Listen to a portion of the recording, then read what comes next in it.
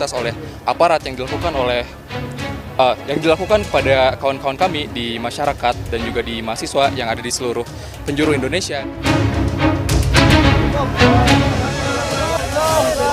Aksi demo yang terjadi di sejumlah daerah tercoreng usai jatuhnya korban aksi penyampaian pendapat di Jakarta, Yogyakarta, Makassar, dan berbagai daerah di Indonesia.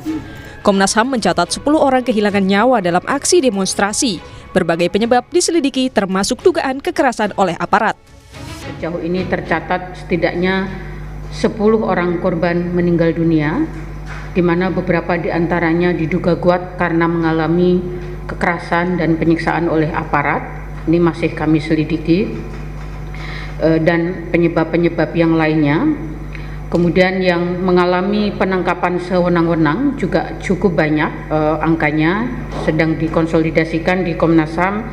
Yang mengalami luka-luka juga cukup besar, datanya di berbagai wilayah di seluruh Indonesia. Perhimpunan Bantuan Hukum dan Hak Asasi Manusia (PBHI) menyayangkan aparat menyamakan penindakan kepada massa pendemo yang murni menyuarakan aspirasi dengan penyusup yang mencederai aksi demo.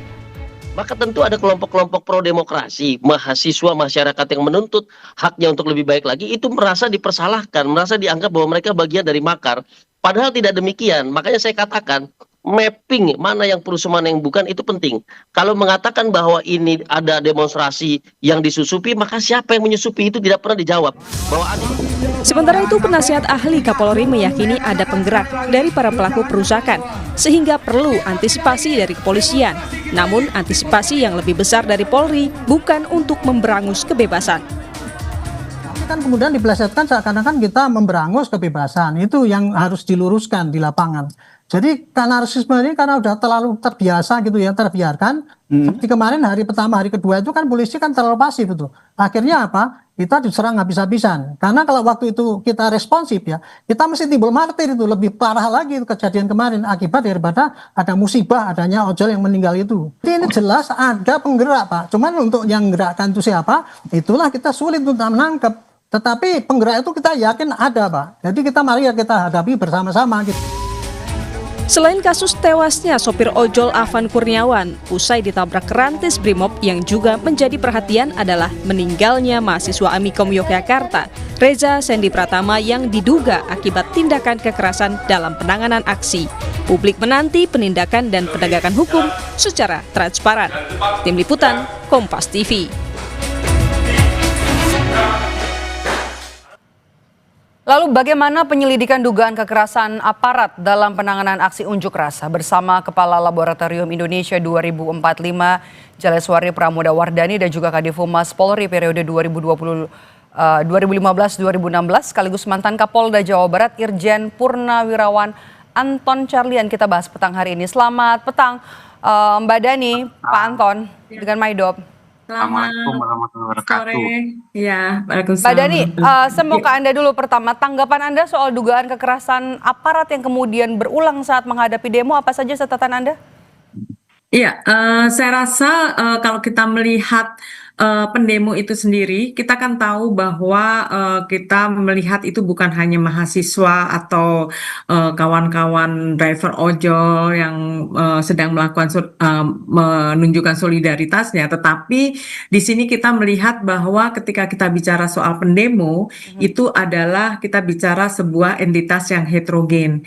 Jadi karena entitas yang heterogen itu tidak bisa disamakan perlakuan-perlakuan kita terhadapnya, karena kita tahu bahwa pada awalnya masa pendemo itu seperti mahasiswa, NGO, buruh maupun driver ojol itu adalah pada pertamanya adalah demo damai gitu ya, unjuk rasa damai. Tetapi kemudian ini kan kemudian ada eskalasi karena dipicu oleh meninggalnya driver ojol itu kan setelahnya, dan itu menggeser isu-isu yang terkait dengan kebijakan kemudian menjadi isu-isu soal keadilan, menuntut keadilan soal kekerasan yang dilakukan oleh aparat dan lain-lain. Sehingga kita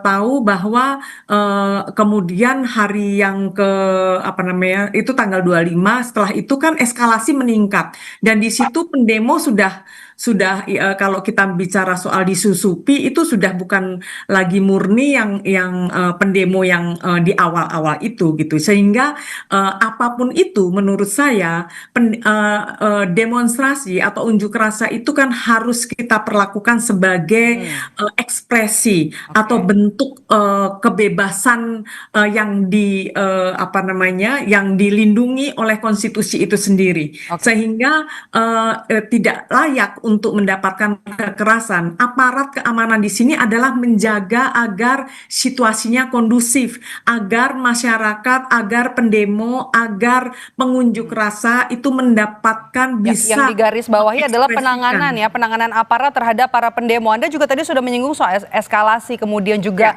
penyusup dalam demo yang tadinya awalnya adalah berlangsung damai. Nah, bagaimana kemudian bisa menyelidiki dan juga mengidentifikasi kelompok penyusup dalam demo?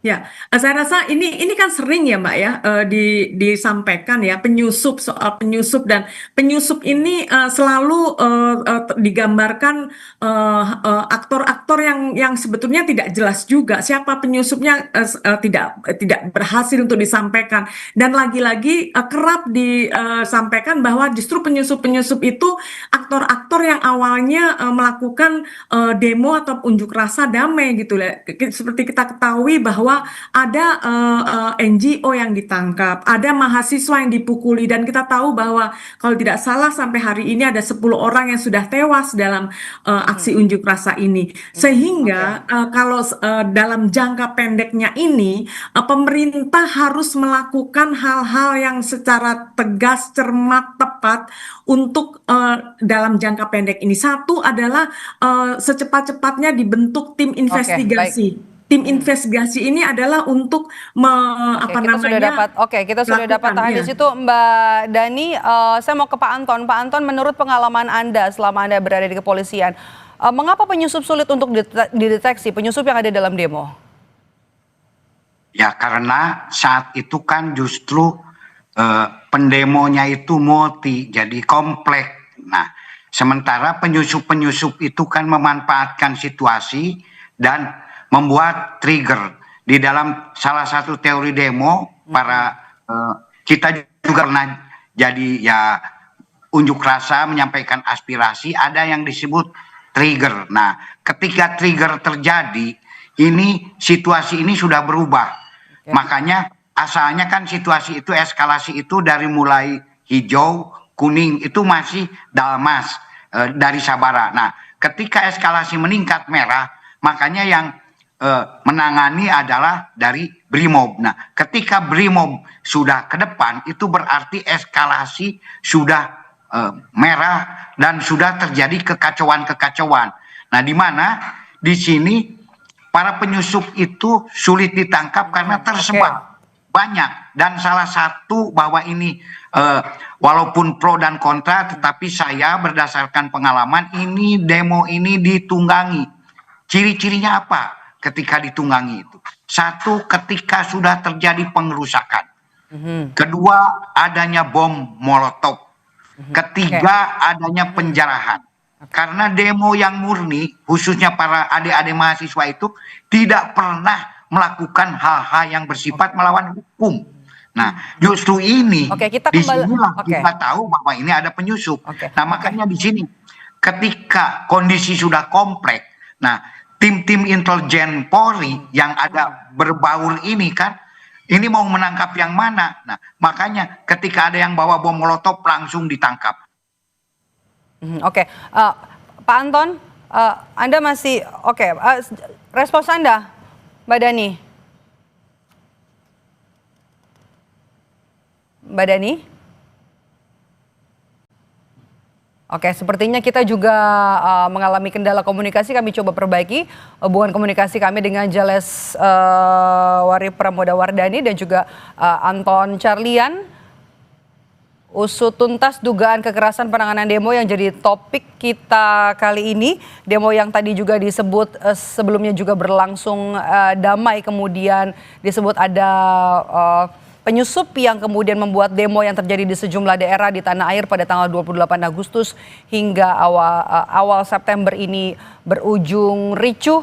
Dan juga yang harus ditekankan adalah pengusutan penanganan dugaan kekerasan penanganan demo yang berujung ricuh ini tidak hanya berhenti di anggota Brimob yang menabrak driver ojek online Afan Kurniawan, tapi juga terhadap 10 orang korban tewas dalam aksi demo yang terjadi pada akhir Agustus lalu.